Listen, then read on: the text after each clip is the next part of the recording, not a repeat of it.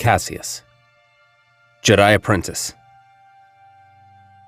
The following is a fan-written story set 6 years after the events of The Phantom Menace. This story is non-canon to any and all events in the Star Wars universe. A long time ago, in a galaxy far, far away. Unrest stirs in the heart of the Galactic Republic. After the failed invasion of Naboo by the Viceroy of the Trade Federation, whispers travel throughout the galaxy of worlds threatening to leave the Republic. With the threat of the Sith's return, the Jedi Order struggles to decide how to deal with their greatest foe. However, a more imminent threat may reside from within their ranks. Within the halls of the ancient Jedi Temple on Coruscant, a young Padawan trains under his master in hopes of one day becoming a true Jedi Knight. Chapter 1.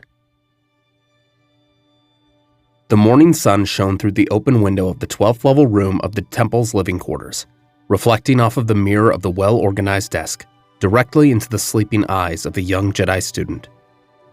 He shut his eyes tighter until the light was too bright to ignore.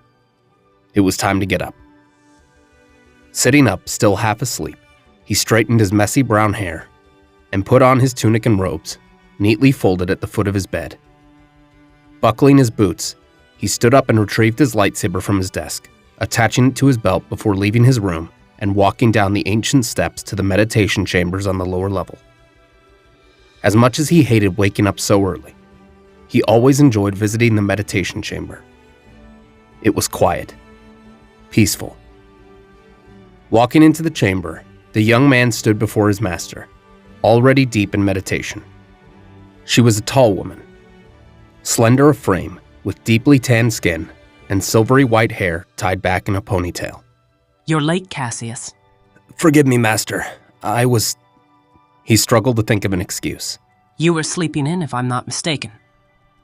Have a seat. Caseus walked to the cushioned seat across from his master and sat with his legs crossed and his palms on his knees. Shall we begin, Padawan? Yes, Master.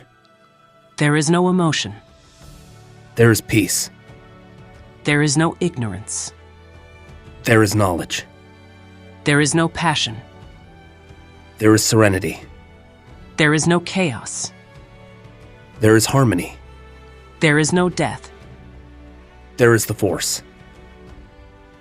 Caseus had repeated these words every day for well over 10 years.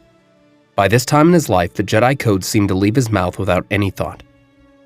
The words comforted him, as though repeating them was a way of telling himself that there was nothing to fear, nothing to worry about. He remembered so little of his life before the Jedi. Vague images in the far recesses of his mind of his parents. He didn't miss them much. How could he miss, after all, two people he hardly knew? Still, he always held a semblance of regret that he would never truly know them. It wasn't as though he was alone in the galaxy. Master Kukuri Takai had given him plenty of encouragement and support since she took him as her apprentice. He was truly thankful that he was selected to be trained at all. His skills as a youngling were nothing impressive, especially when compared to several other students. Yet Master Takai saw something in him. What that something was, he had no idea. I've noticed great improvements in your training, Caseus. Despite your lack of discipline when it comes to showing up on time, your devotion to becoming a fully fledged member of the Order is admirable. Thank you, Master. I'm humbled and honored to be your student. Do not mistake my praise for permission to slack. As much as you've grown in the past 6 years, you still have much to learn, not only of the wider galaxy, but of the nature of the Force. Master? She stood from her chair and straightened her robes. Come. It's time for your exercises. We can talk more at lunch. Yes, Master. Caseus stood and followed her. Daily exercises were always a chore, but he told himself that every drop of sweat and every bruise would bring him closer and closer to becoming a Jedi. It was what he wanted most. Not merely to finally speak to his master as equals, but to see the galaxy beyond the few planets he was assigned to visit with his master. Entering the training grounds under a particularly warm mid-morning sun, Caseus set his outer robe aside and began his stretches. Shall we begin with the basics? Master, I think I can handle the training remotes with my eyes closed. Maybe we can try something more challenging? He wasn't lying, of course. Part of his lightsaber training was learning to deflect blaster shots from the training remotes with his eyes completely covered. Even the greatest of Jedi practice the fundamentals. I expect nothing less of my students. All right, send him out. Removing his lightsaber from his belt, Caseus ignited the shimmering emerald blade. He had only built it 3 years prior, and yet he couldn't picture his life without it. It had truly become an extension of himself. Activating a panel on the control matrix, Master Takai began the exercise, calling out 3 training remotes, which slowly began to encircle Caseus like small moons orbiting a system of planets. The hum of Caseus' blade as it deflected the first shot echoed throughout the training grounds. He then deflected another, then another, then another. His movements were fluid, as though a stream of water was flowing throughout every cell in his body. The exercise soon ended. Next was the obstacle course. He had run the same course hundreds of times, anticipating every leap, roll, and step before even seeing it. Running through the course, his movements enhanced by the Force, he soon completed this exercise as well, setting a new personal record in the process. Very impressive, Caseus. Step into the dueling circle. We will review your technique. Caseus nodded, approaching the dueling circle with his master. Unlike the remotes and the obstacle course, his master was not predictable. Never once had he gotten the upper hand during this exercise, but it wasn't as though he expected to do so. His master activated her weapon, unleashing the sapphire blade from its hilt. Remember, Sarisu is a purely defensive form. It will serve you well in dire circumstances. Pair it with another form, and you will be a formidable opponent. Formidable might be a strong word depending on the competition. The 2 Jedi stood at the ready. Caseus had taken a keen interest in 2 particular forms of lightsaber combat, Sarisu and Gemso. His master, however, was far more adept with the lightsaber than he was, and her extensive experience and knowledge always gave her the upper hand. Caseus could scarcely imagine how formidable she would be if she actually wanted to hurt him. Begin. Caseus lunged, striking at his master, running through the points of contact in his mind. Master Takai, on the other hand, blocked every attack as though it were effortless. Concentrate. Your mind must be in the battle.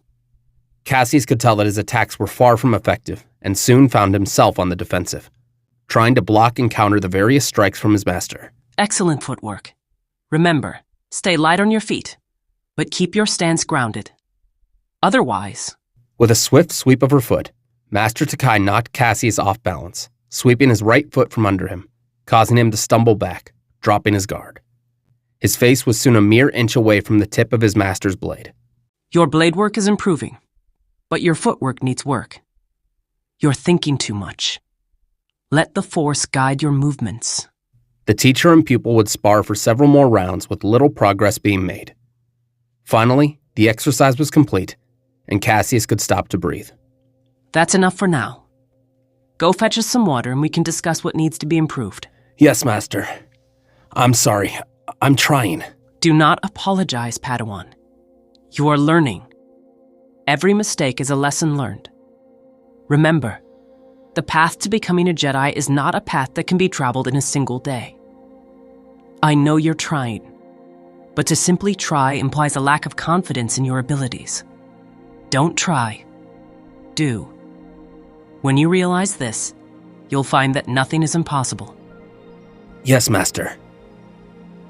Caseus left the training grounds and went to the kitchen, retrieving 2 canisters of water. Master Takai always fascinated him. That someone could be so strict and reserved, and yet so kind and wise was truly beyond his comprehension. Returning to the training grounds, he saw his master in conversation with a tall Jedi with brown robes and long, graying brown hair. Caseus, come here. I'd like you to meet Master Sin Dralik, the temple's foremost swordsman. It's a pleasure to meet your acquaintance, Padawan. Bowing, Caseus showed Master Dralik the proper respect he was taught to show every master since he was a child. It's a pleasure to meet you, Master. I've heard much about you. Caseus, Master Dralik was hoping to observe what you've learned so far. Perhaps you would be so kind as to demonstrate your skills for him? Of course. Stepping aside to the dueling circle, Caseus activated his lightsaber and began running through the Form 5 drills he had been studying. Of course, his technique was far from perfect, and he could see it in the old master's expression. I see a lot of potential in you, Padawan. But your skills require a fair bit of fine-tuning before that potential can be reached. I notice that your footwork is uneven between movements. In the heat of battle, even a single mistake can be catastrophic. Caseus nodded. His words seemed harsh, though he knew every word was true. He had been slacking when it came to his footwork, more preoccupied with the movement of his blade. I'd like to introduce you to my apprentice. Sarah? From the other room entered a young woman with black braided hair and a rather unamused expression on her face. This is my Padawan, Sarah Keto. She's quickly becoming one of my finest pupils. If it's all right with your master, I would like to see the two of you spar for a bit. I've seen you run through your basic drills, but I'd very much be interested in seeing you in combat. Of course I don't mind. I think it would be very beneficial for Caseus to spar with an unfamiliar opponent. Caseus nodded and stepped into the dueling circle with Sarah. Something about her seemed cold.